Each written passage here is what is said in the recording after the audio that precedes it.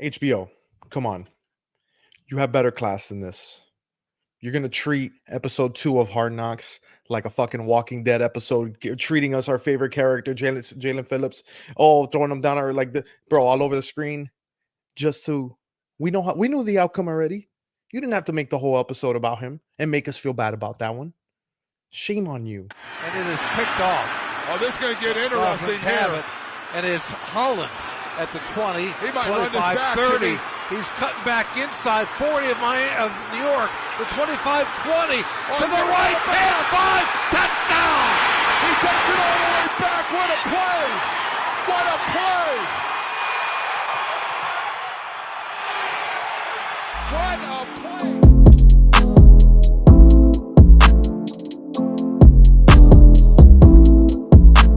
What's going on, Dolphins?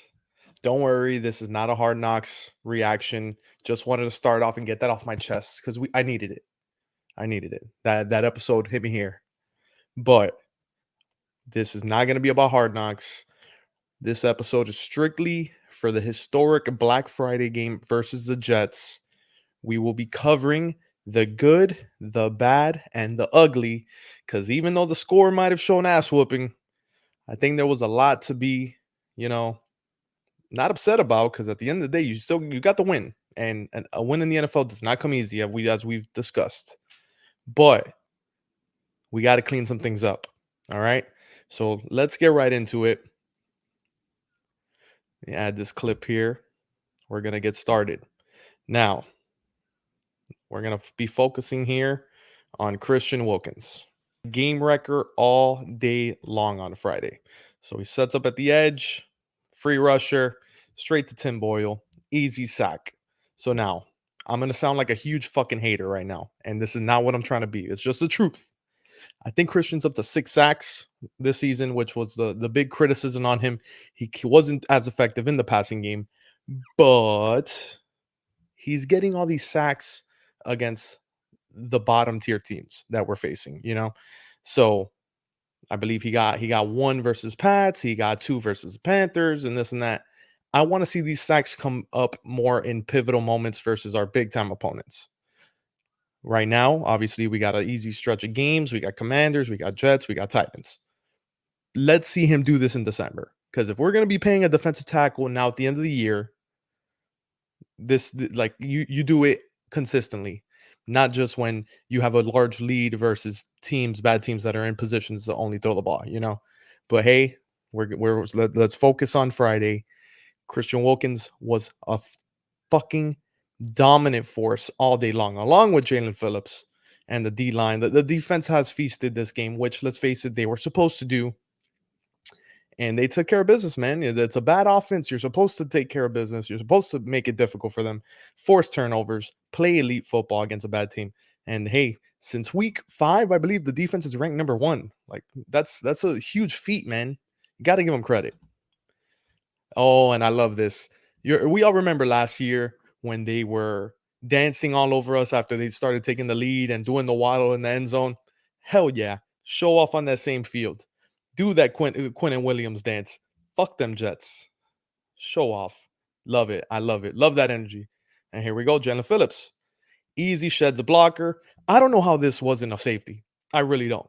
The guy, sure, he was maybe 10 feet away from the ball, and you know what direction he was trying to just bail the ball out to.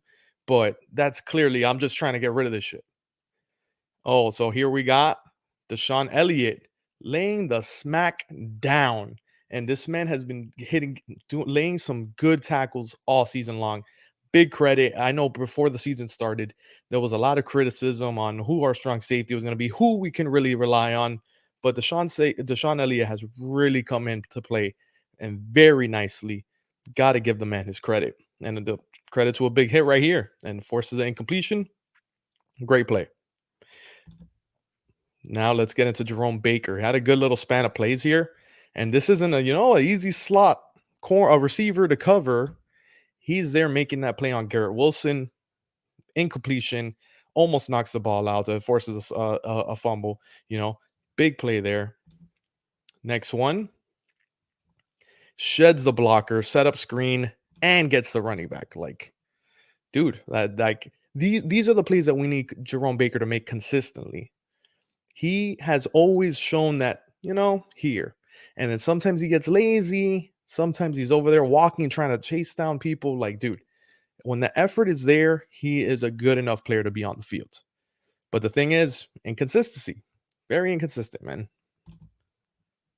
And we got one more play, but this play was a little courtesy of Xavier Howard because let's face it, this should have been his interception. Baker gets an easy one. All you got to do is catch that ball there. Secure yourself an interception, Look, X easily could have had another interception there, but hey. Oh, so now let's get to Jalen Waddle. Beautiful play, money throw, big time catch on a good cornerbacks. I know Sauce Gardner gets a lot of shit for all his holding, Hey, if they don't call it on him, it is what it is. But that's a big time play. And this is what I think needs to happen for this offense to take the next step. We see the balls getting forced to Tyreek game in, game out, and we need to take that next step. Waddle hasn't really been involved this season.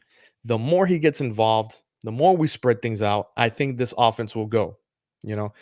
Like I said, teams are keying in on Hill. They're scheming to take him away. Find your other guy. Waddle can easily be a number one receiver in a lot of teams right now. Use this man. He's only going to make life easier for you. And like we saw this week, another 100-yard game for him. Big game. Got to keep feeding the man. Big catch there. Gotta love it, man. And that's a Pro Bowl corner. Easy route, clean, gets right by him. Tua delivers right in the basket. Money throw. Now, let's get to some Raheem Mostert, but look at Julian Hill on this one. Lays the smack, seals the edge, and we get a walk-in end zone right there. Like that, it doesn't get any cleaner like that. Offensive line played well enough this week. We got a little help from everyone. Boom, like what else can you want? This offense thrives a little more when we have those guys to clean up those dirty messes with Smythe and Julian Hill in there, also Ingold. Let's focus at the bottom of the screen. We got our favorite I was going to say something. Let me not even go there. But yeah, 85 River Craycraft seals the edge on this one. It kind of takes out two guys, and then Raheem hits the hole. Walk-in touchdown. Easy. Look at that. Clean blocking from everybody there. But look at that. Two defenders. Bam, right there. Walk-in touchdown. Okay, it doesn't get any better than that. And this is the type of games that we need to be playing. We need to start getting a little more physical. Okay. So before we get into the rest of this right now, we're now going to enter the bad portion of this game. So as we can see here, we're already looking at the 4th and 2 that we had on the, I believe, the second drive of the game, where Tua drops a beautiful dime right in Tyreek's bucket, and he drops a pass. It's hard for us to blame Tyreek on anything because the man has been so dynamic for us and has come through for us time in, time out. But this is a play you got to make. That's easy. That's routine right there, pitch and catch. So here we go. We got an extra blitz, and it wasn't even like they sent too much. So we kind of got caught slipping on a delayed blitz there on the left side. But they sent 6. We had a running back blocking. Running back picked up there in the middle. Right there in the middle, we got a bad whiff. And they sent 2. Austin Jackson looks a little silly. But we got to find a way to at least get the ball out on there. So that way we negated negative play. And now, that's one thing I also did see during the Chiefs games. And I think defenses are starting to pick up on it. We're getting hit a lot more from the edge. And unfortunately, I don't know what's up with him. I think Tehran's playing. We already know he's playing hurt. But it's not the caliber of play that we were used to from him. And we can't even knock Austin Jackson. I know he looked bad on that play, but the man has been playing elite this season. So it's just a bad looking play. But it looks like teams are rushing from the edges. Stop at the middle, come off the outside, and we just can't do anything, Now, here we go into the ugly. And I think we all know what play this is. We got Tua's first interception. Looked really bad. I think he was just trying. But before we even get into the bad throw, I think we need to have a little more situational awareness on this. So this was the end of the second quarter, about a minute left. You're up 10-0 on the New York Jets. You get the ball at halftime, and this team hasn't been able to move an inch on you all game long. Why are we trying to scratch and claw for extra points? Why can't we just go into the half happy?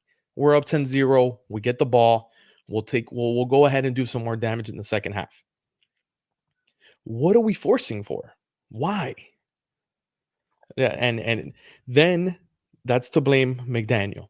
But there's no excusing this throw. The guy wasn't open.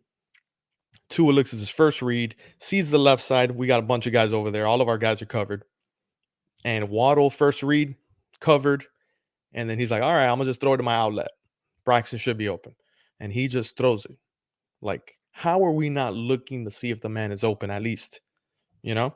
He's just supposed to be the outlet security blanket play. But come on.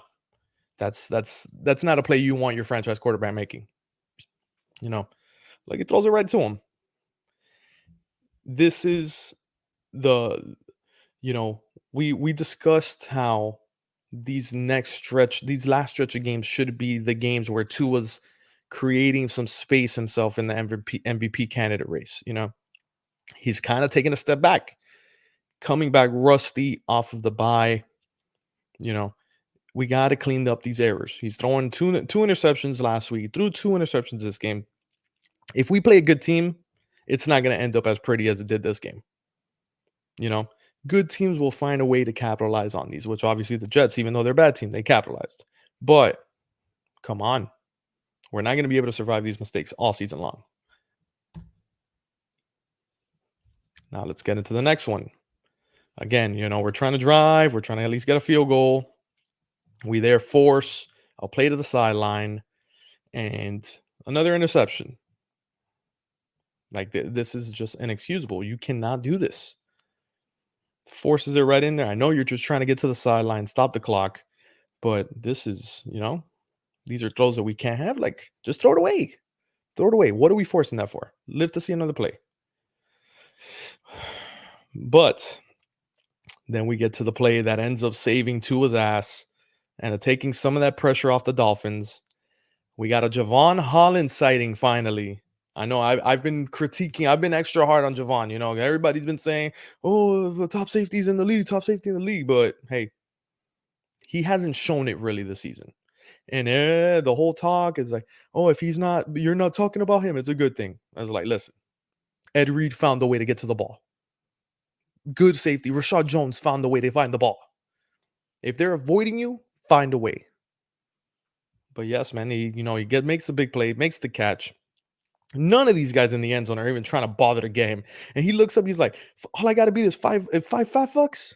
I'm going. I used to return punts. I do this. All he had to do, and I know you saw Christian Wilkins lay the wood on Breece Hall. But look at all the boys doing their part here. Oh, ankles took. That is sick, man. You got to love it. Defense held it down one more week. Got to keep building on this momentum. Dolphins currently stand at 8-3. Atop of the AFC East, the Bills lose again. We got a 3-game lead. We were 8-3 last year. Things took a turn, went south, end up squeaking into the playoffs. We need to keep this momentum going, especially into these mid to late December games. Like we said, we're playing the Commanders. We're playing the Jets. Take care of business. Beat the teams you should, and then show up to play and against those good teams at the end of December. If you beat these bad teams right here, those games won't come into play, especially with Buffalo plummeting. You'll be able to get some home field moving forward in the playoffs. It's going to happen.